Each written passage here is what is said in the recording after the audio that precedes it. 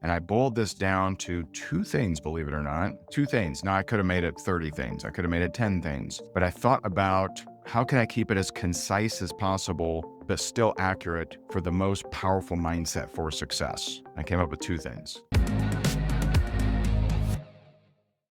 Today's video is the most powerful mindset for success. The most powerful mindset for success. Number one, serve others. Serve others.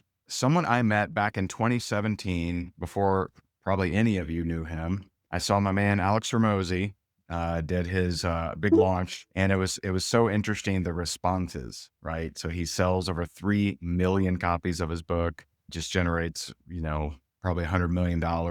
Just awesome. I didn't get a chance to watch it, but I'm rooting for him. I think he's amazing. Now, it's interesting to me how many people have benefited from his free content all year that hated on his launch.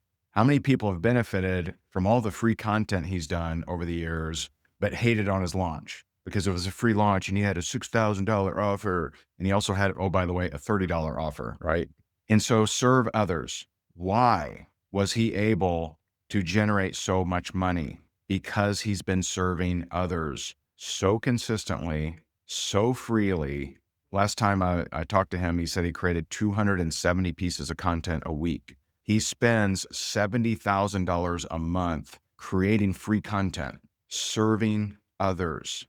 His content, it's his YouTube is amazing. His content, he's extremely smart, extremely wise, bold. But there were so many people that were like, just hating on him. And so serve others. That's the key. A lot of people hate on Joel Osteen too, right? Now, I'm not saying I agree with everything that Hormozi says, or I agree with everything that Joel Osteen says, or I agree with everything that whoever the next person people want to hate on says. But I know, you look at Joel Osteen. So when the quarantine happened, YouTube approached him and wanted him to do a live stream. And he was resistant to it, but he decided to.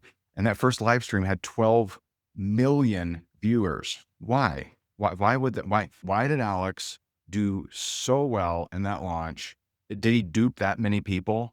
Why did 12 million viewers tune in for Joel Osteen? Because they'd been serving others. Now, you may not agree with the way they serve others. You may not agree with their strategies. You may not agree with their theologies. You may not agree with whatever else you may not agree with. But did they serve others? The answer is yes. And so part one of the most powerful mindset for success is serve others. Now, if you're someone that says, well, I just need enough for me and my family, that's not serving others. You can't mightily serve others if you're broke. Yesterday was the anniversary of the passing of one of my mentors, Mark Hovind. And one line he always said, it stuck with me, is your poverty serves no one. So if I'm broke, I can't go out to eat. I can't help out the waiter waitress. I can't help out the local economy. I certainly can't donate anything if I'm broke.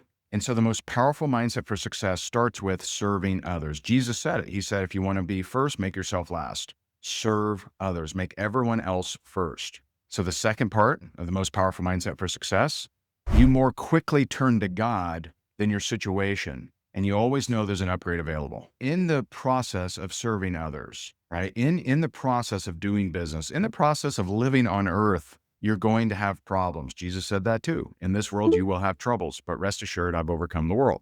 So you're going to have problems. You're going to have issues. Now, some people stare at those issues for 10 years, 20 years, 30 years. What starts as a mood becomes a personality. What starts as something that upset them turns into a mood, turns into a condition, turns into an actual personality, where their identity is based on the divorce, or based on the loss of the investments, or based on the termination, or based on the diagnosis. So this 1-2 punch, serve others and more quickly turn to God instead of your situation. You do those two things, you are going to be rocking and rolling, my friend. You're going to be rocking and rolling. So just like in Acts, I believe it was Acts 2 something, the apostles asked, Lord, what does this mean and what are we to do? Those are great questions, but you go after this, serving others and focusing on God instead of the situation. Now, some of you don't like the verse, James 1:2, count it all joy, my brothers, when you face trials of different sorts. You're not counting it all joy because of the trial. You're not counting it all joy because of the problem. You're counting it all joy because God is with you in the problem, and God wasn't surprised by the problem. He'll never leave you or forsake you. He's with you. That's why you should rejoice. If you were by your lonesome, then what's to rejoice? That's tough. That's no fun. If you're the lone wolf, if you're by yourself and no one's with you, that's tough. Helpful? So serving others, more quickly turn to God than your situation, and watch how you progress. Have a great, great day. I'll see some of you. God bless you and your family, and I'll talk to you soon. Bye for now.